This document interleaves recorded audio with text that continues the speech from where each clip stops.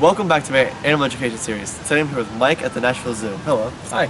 So today we're talking about the Andean Bear, I believe it's pronounced. So where can you find the Andean Bear?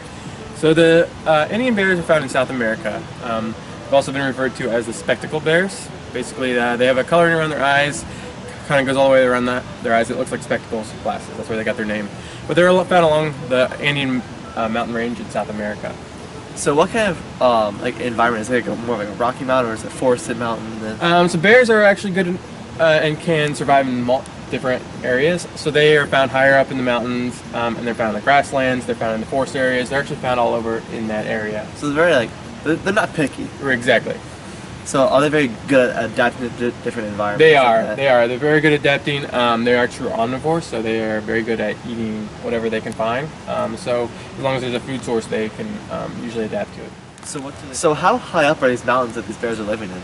I don't know the exact number. Little research is available on that because they are so solitary and secluded animals that they don't do a lot of research down there compared to some of the other species. They can be found pretty high up in the mountains as long as there's food available. They'll be found there.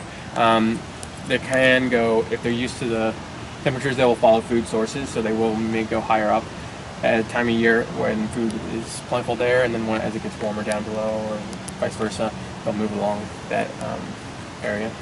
So does the coloration help them at all in the wild? The coloration does help. The coloring around their eyes doesn't really do anything for them in the wild. It's more of like a marking for each individual animal. But the black, that definitely helps seclude them. When they're in forested areas, it's really dark and they can hide really well for it. They don't have a lot of predators, so they don't really need to worry about too much about hiding though. So since they don't have any predators, what other predatory animals would challenge them for food sources? So challenging them, monkeys. There's a lot of monkey species down there would be for the plant life down there, but their success is due to the fact that they can't eat anything. There's research of them going to certain areas and eating snails, mushrooms. They will hunt small prey, fish. Their main source down there is vegetation, and that includes the bromeliad family, which is a plant that's indigenous for down there, native to that area. So because they have such a huge plethora of food sources, they don't really compete too much with other animals. As far as carnivores, they would compete with your jaguars down there, but otherwise they are unique for that area. So, what adaptations do they have for being in such higher elevations? So as you can see, our bears are out now, even in the cold weather, so they can, and they are actually good in the heat as well. They have a thick coat, so they actually can store on fat. If they are going on higher elevations, they'll store on fat really easily, and they can be, and they have that thick fur that wicks away the water and moisture. So are these bears in an SSP program? Yeah, so our bears are participating, the zoo as a whole is participating in an SSP program, Species Survival Plan, with other zoos. Our male was born at Nashville Zoo in Washington, D.C., and the female was born in Arizona, Phoenix Zoo. So they came together here for breeding purposes, where we try to keep their genetics as diverse as possible by breeding certain animals together.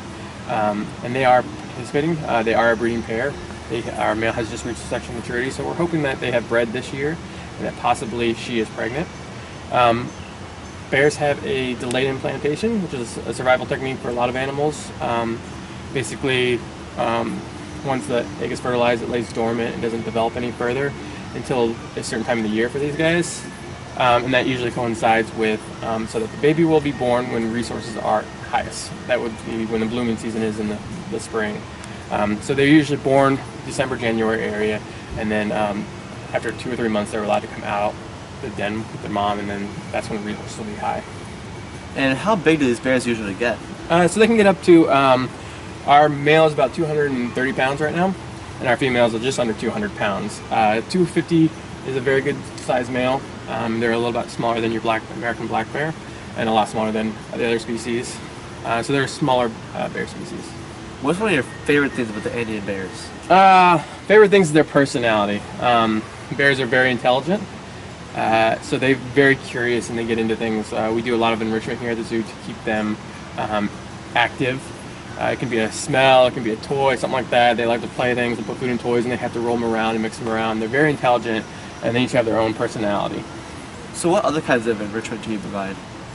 So we do sound, we'll be able to change the sound, different smells. We do scents from other animals. Sometimes we can bring the fecal matter from other animals, like our rhinos, and we'll put it in there for them to investigate.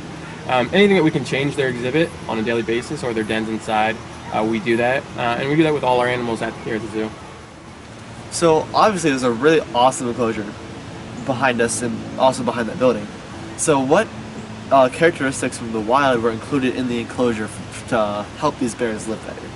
So Andean bears in the wild are very arboreal. They like trees. While they can be found everywhere, they like to nest in trees, so they like to build nests. We put trees all throughout our exhibit, and they also have this huge log that, if you guys check it out, is completely made out of concrete. It looks just like a dead log, really big. Our female loves to build a nest up at the top of that, so she mimics that behavior. As well as we have a lot of rock work, a water feature so that they can swim and get drinks of water. And then it is on an elevated surface as well, which can help them. So it's not just a flat surface, and they have enough room to move around. It helps keep them active. And it's probably also good for their like their joints and stuff. So for the arboreal species on more flat ground, it's gonna hurt the joints more that are adapted for climbing. Exactly. So thank you so much for telling us about the Andean bear, a bear that I find super cool. I find all animals super cool, but especially this species of bear, because there's not a whole lot known about them. Yes.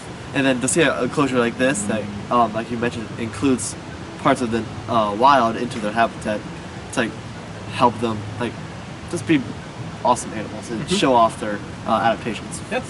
I just think it's super cool. So again, thank you for that. And thank you guys for watching this week's video. Don't forget to leave a big thumbs up down below, subscribe to my channel, and also check out my Instagram @ColeShirt. As always, I'll see you next week.